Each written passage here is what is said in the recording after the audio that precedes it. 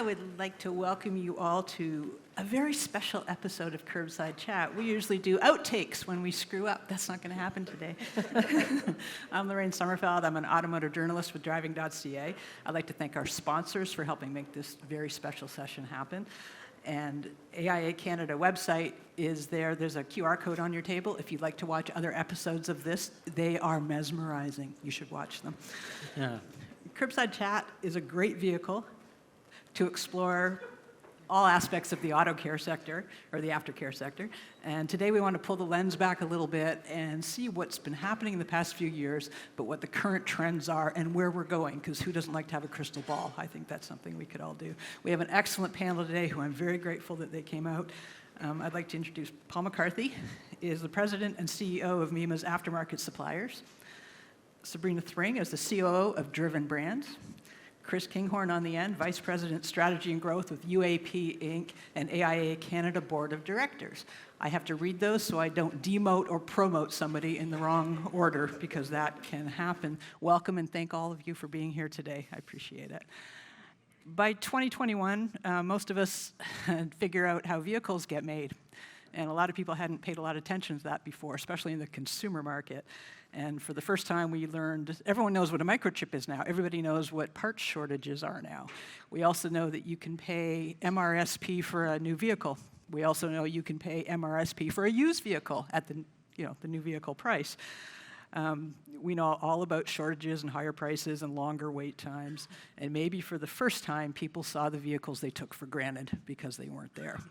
The auto care sector has had a huge recalibration, and we want to talk about where we are in the recovery. Paul, MEMA has been around for 120 years. Yes.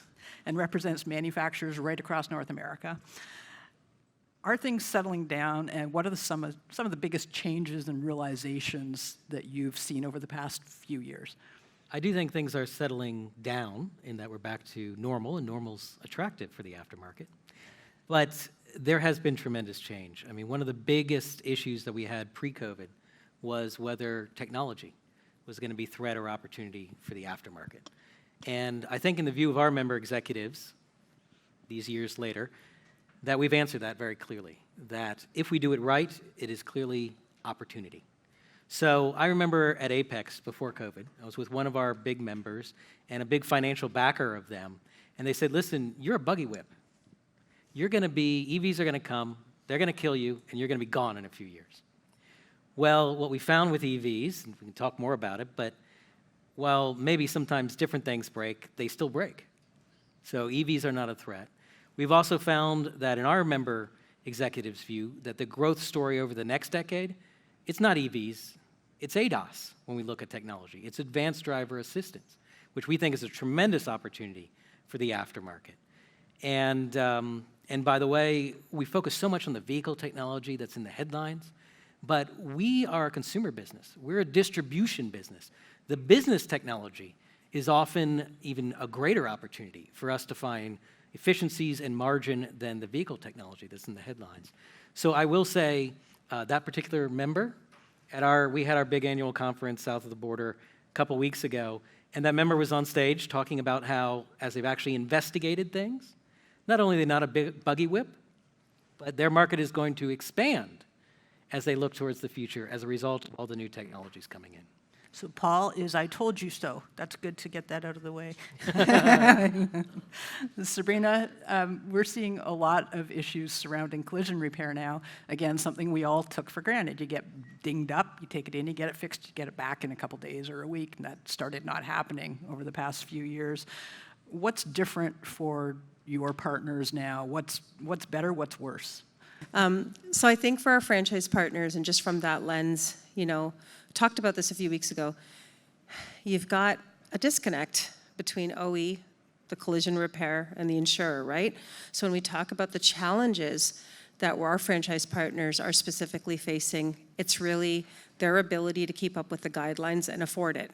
So profitability is a massive change for our business, and we spend a lot of time focusing on 20 groups, how to share better practices, how to help our franchisees make money to sustain the new landscape that they're in.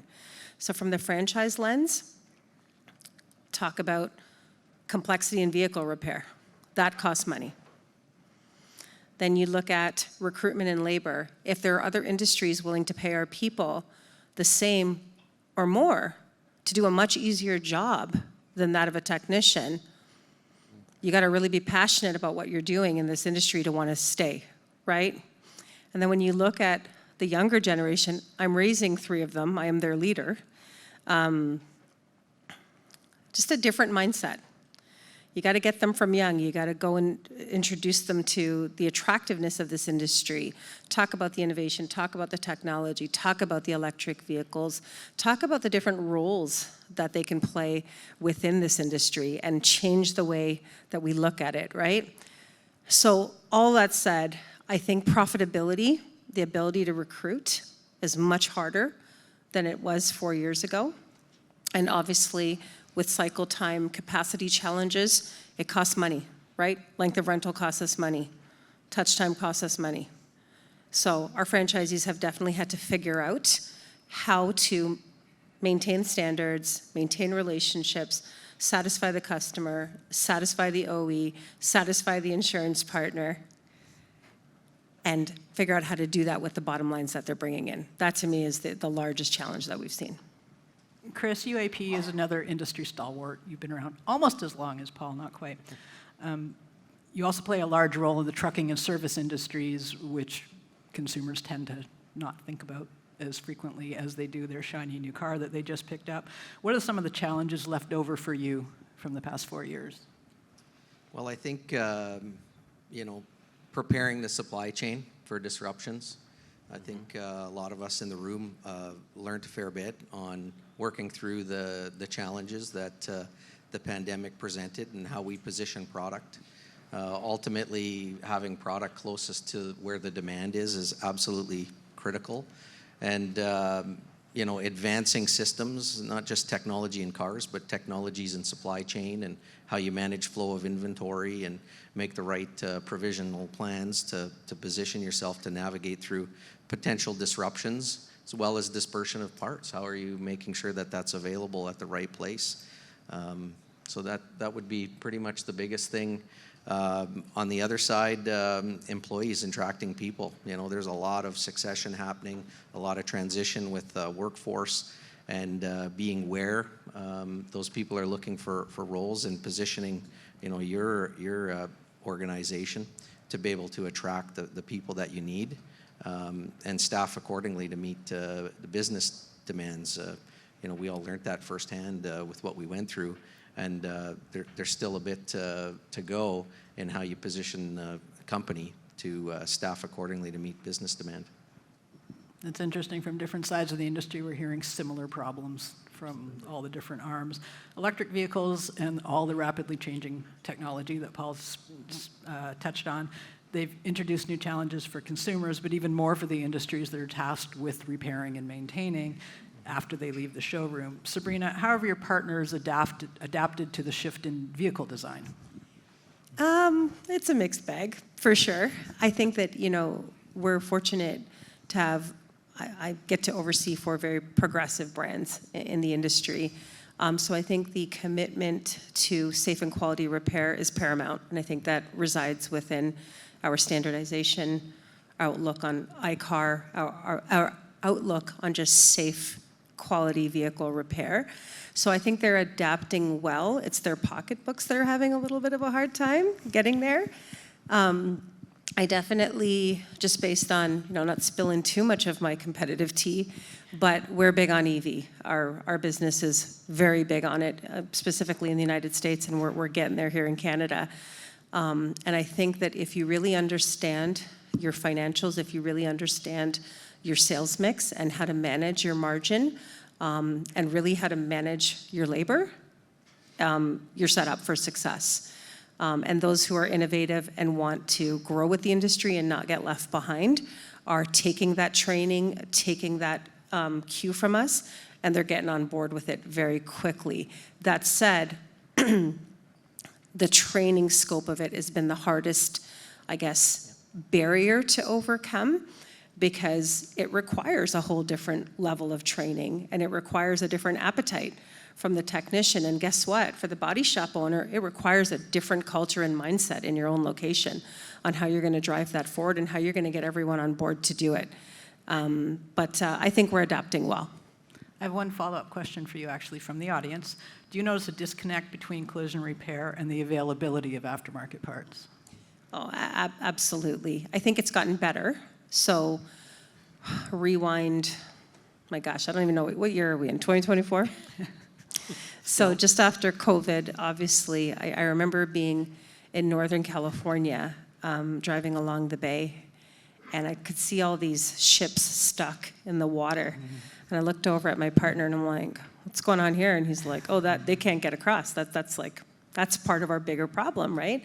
Is supply chain and the ability to get parts through. So fast forward a couple of years, I think we're in a much better place. We're hearing less and less about shortage of parts. OE parts continues to obviously be a big topic for us on how to source and how to get the best pricing for it.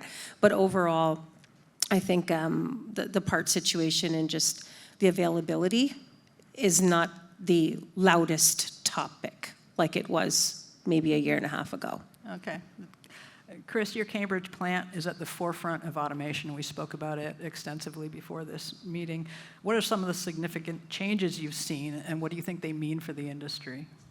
And maybe describe the plant, too, because it's Yeah, cool. so you're referring to our Cambridge Distribution Center. So 2007, 2008, we did an extensive project there to expand the facility by a third, greater than what it was, and we put a automation system in there, which is a robotic goods to person technology in there, where we put a great amount of the smaller weighted products in that system, and 4 to 5 times the speed to be able to process orders, pick parts, and so on, which is impressive. And the timing was impeccable because, during the pandemic, when we were struggling to get the floor full, we still had demand and we were still operating. Luckily, as an industry, as essential service providers, business continued on. And had we not had that system, it would have presented a lot more challenges. But we've learned that there's quite a bit of opportunity for us to adapt quickly with product level changes, be able to meet demands, expand product line offerings fairly quickly. You think of a traditional warehouse environment where the amount of time and energy it takes to reconfigure, which we learned through this process. It was very time consuming and took a lot of energy to reconfigure racking. Well, now with a system like this, you're basically just loading totes, and the system automates the whole layout of the product, as well as during downtime, the system is continuously resorting parts so that your faster moving and faster demand products are coming closer to the pick stations, so that as orders come the next day, the product's positioned quicker. So efficiency, ability to adapt and respond quickly, and most importantly, speed. The last thing that we've sure recognized is there's an increasing cost to operate. The reality is price per square footage, especially in this market we sit in today, it's significant. So density is a critical part of the game. So if you can fit a higher amount of parts in a smaller square footage and increase that density, you can maximize. So I think those were good learnings for us that came through the process, and the timing was perfect for us. And as a result, we've been adopting that type of technology globally within GPC. Very cool. Paul, you spoke on the challenges of EVs, but mostly the opportunities. What happened with Hertz and Tesla? Why did that blow up? Yeah. For a number of reasons, but they were too soon. But in addition, why it blew up is because we didn't have a sufficient independent aftermarket. And it speaks to the importance of everybody in this room and of what we do. So Hertz did this and bought all these EVs because they were trying to meet some promises they made in terms of sustainability.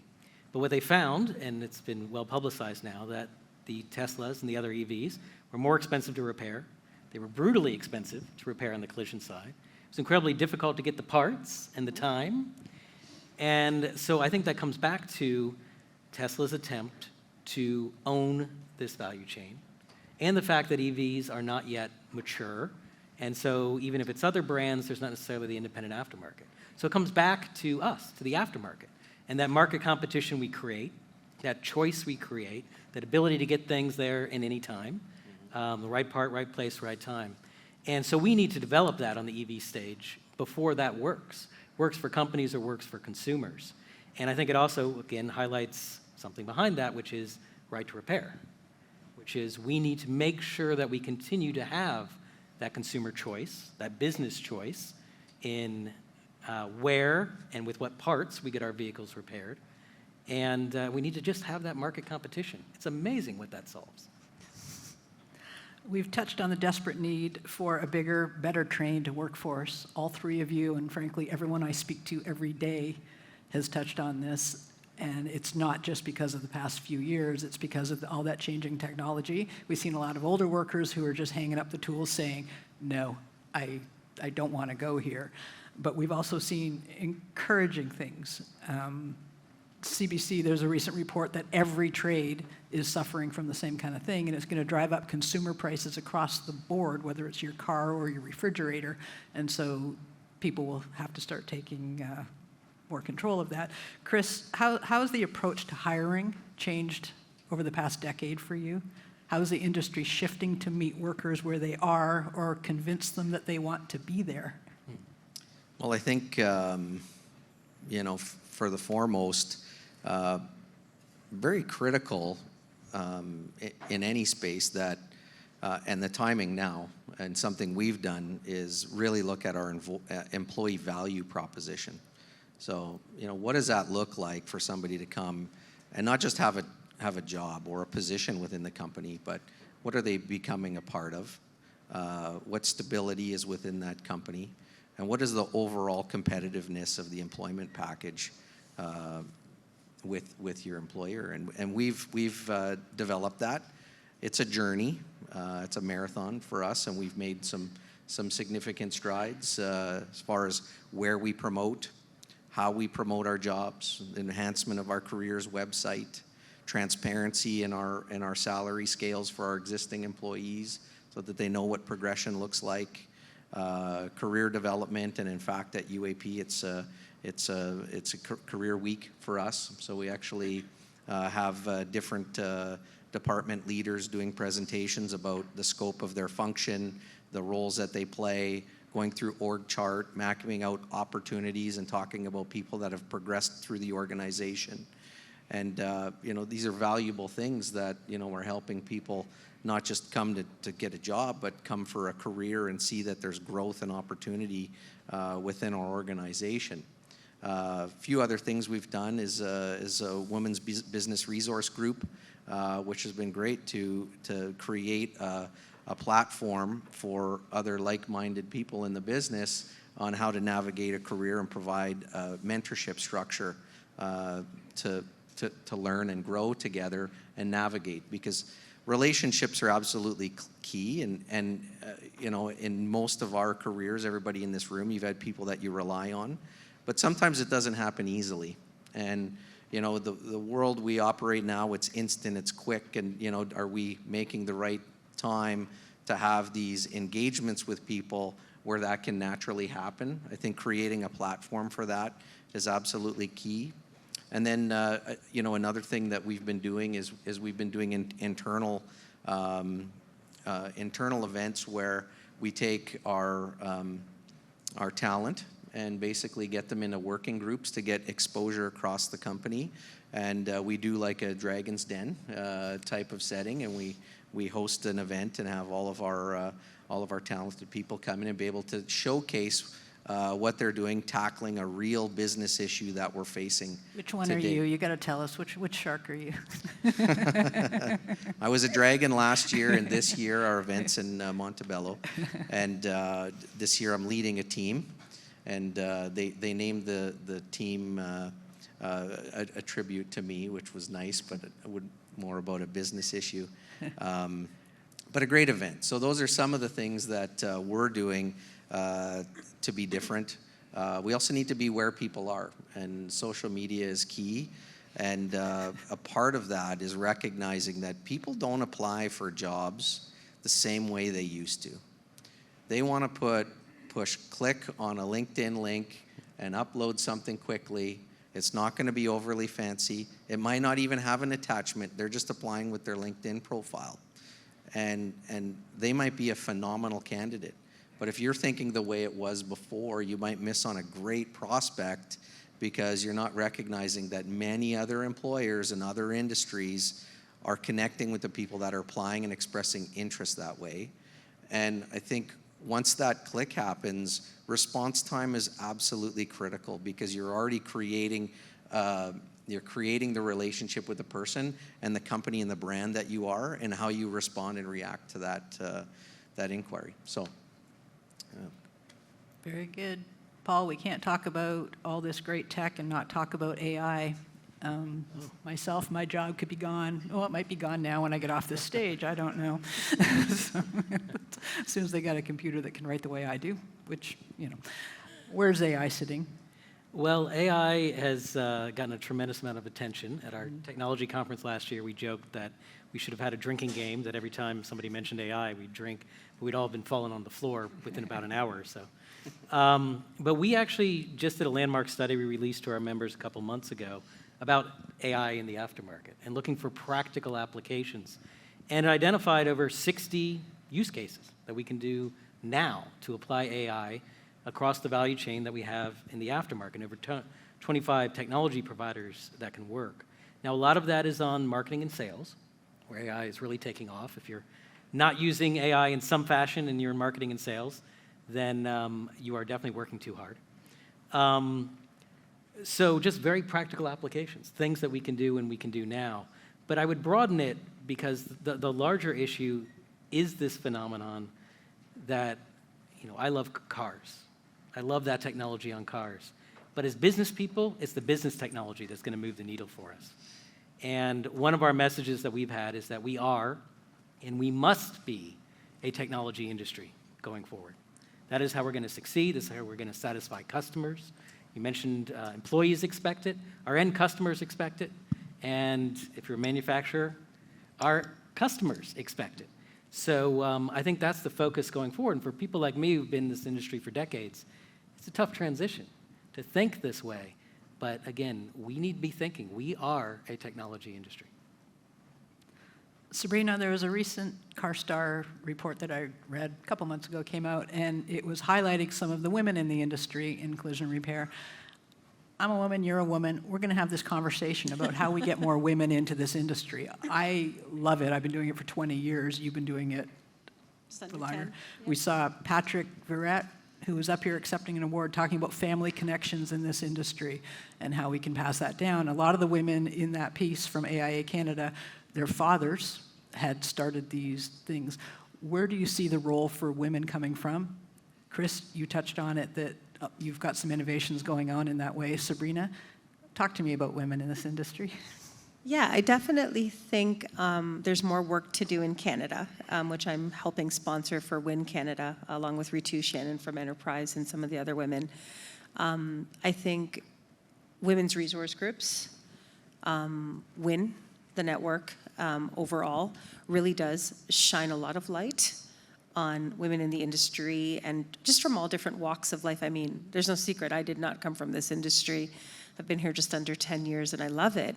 But even just my journey has been probably somewhat of a telltale for a lot of women in this room. Like, didn't grow up in the body shop, was found on LinkedIn because I had a finance background in a public company, and asked to come join this journey of Driven Brands who had just acquired CarStar back in 2016. And I said, what's CarStar? Like, I don't even know what that is.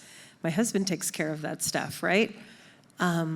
Met Michael Macaluso, and then the journey began. And I've had the absolute honor of learning operations, working for multiple brands within our portfolio, running strategy, running marketing, running development, running analytics, operations, finance. So I feel like I got a great opportunity for someone who didn't have that background. So, to where I am today and where I started 8 years ago, someone took a chance on me and they saw willingness, hunger, the ability to adapt to change, and the ability to stand on my own in a room full of men.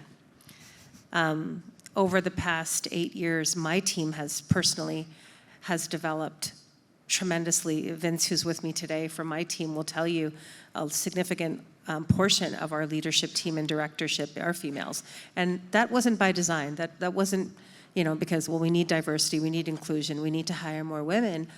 It was because they were talented and were awesome and could do the job, right? So I think that's the beauty of it. You don't necessarily have to go look for it. If you open up the doors, you set the example, you show the path. And I would say the same for our franchise owners, right? We work a lot on this stuff of how to attract better talent, whether it's female or men in the industry, and what psychologically connects to them. So like when I'm talking to one of my franchise partners, if I walk in and I'm grossed out, if I'm literally grossed out by the bathroom or something in the shop, chances are a female is probably going to be grossed out, right? A female customer, a female prospect, employee, whatever it is. So we try to, educate and encourage our franchise owners to make the environment as comfortable as possible, right? Think about the little things like hand soap and things that smell nice, and Soap. having a clean kitchen for them to eat in, and so forth. Maybe some of the things some men take for granted or don't, right? And I think the biggest thing with attracting women in the industry personally is there's multiple roles, right, to play. So like I can say, what are my talents? Nobody in this room wants me to fix a car. Let me just put that out there. I've been trained. I wouldn't allow me to do it. However, from an organizational standpoint, the ability to understand financials, the ability to work with numbers, the ability to coach, the ability to work through challenges, and I think just the overall strengths of multitasking, and there's just so many great things. The computer, I don't know if do we even use computers, laptops, iPads, so forth. I think there's a lot of opportunity in the technology to draw more women in, especially from an engineering standpoint, from a mathematical standpoint. And listen, some of the best techs I know are female, right? They grew up in the body shop, like you said, Lorraine. They had a father or a brother or an uncle, and they grew up in it, and they love it. And I think we just got to find them, right? We got to find them in the tech schools. We got to find them in high school. We got to find them at the hockey games. We got to find them at the career fairs and the trade shows. And we got to grab onto them and give them a mentor to work with. And that's what we kind of educate our franchisees to do, like diversify your culture, and you will build a family. And when people feel like they're part of a family and they feel respected and they feel like there's equity, they're with you for a very, very long time. So that reiterates what Chris said about finding them where they are instead of trying to, do you want to clap? Go ahead, that was really good. Yeah. We're going to pivot a little bit because that's my job. We've all spoken extensively about the needs for regulation and licensing, especially in repair work. It comes up repeatedly because there has to be a standard that everyone is adhering to for safety and for continuity in the market for consumers as they're coming in as well.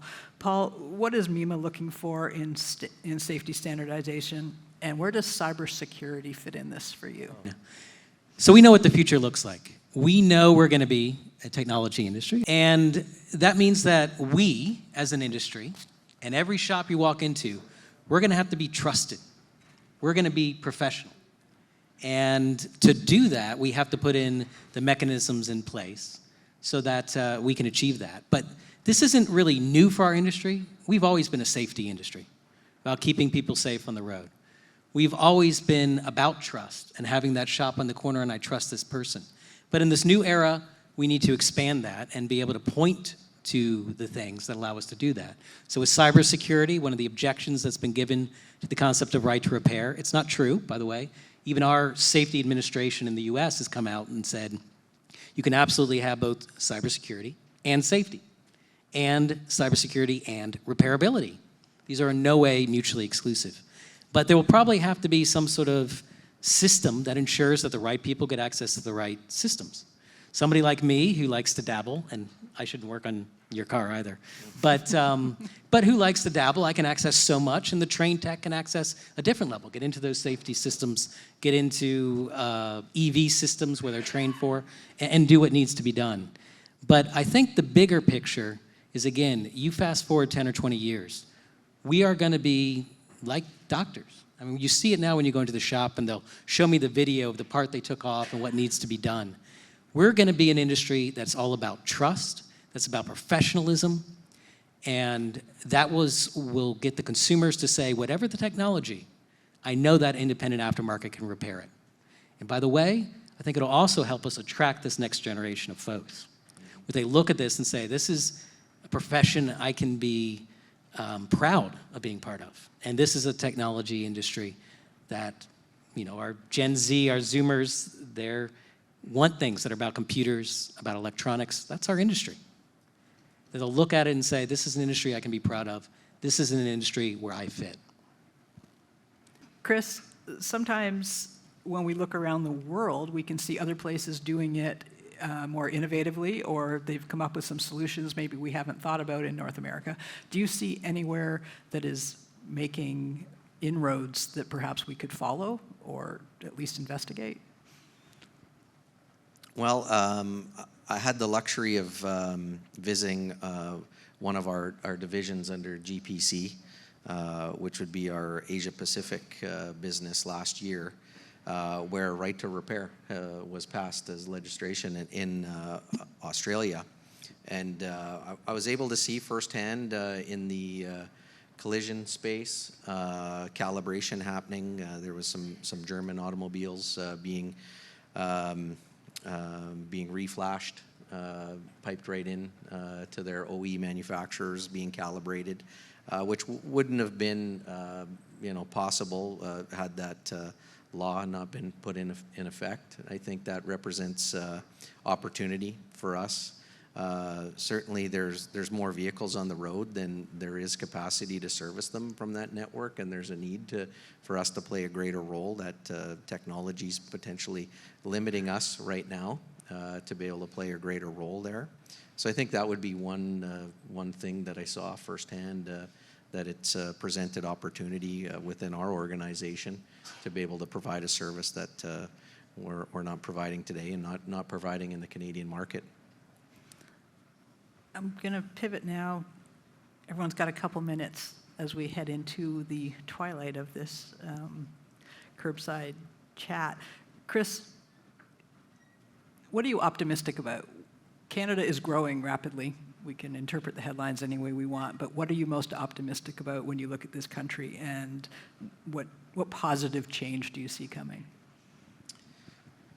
Well, one of the breakout sessions today, in fact, talked about kilometers driven. It's continuing on the rise, and car park is increasing.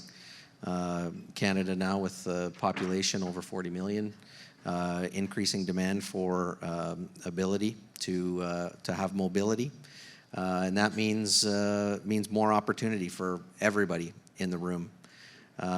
So that's exciting.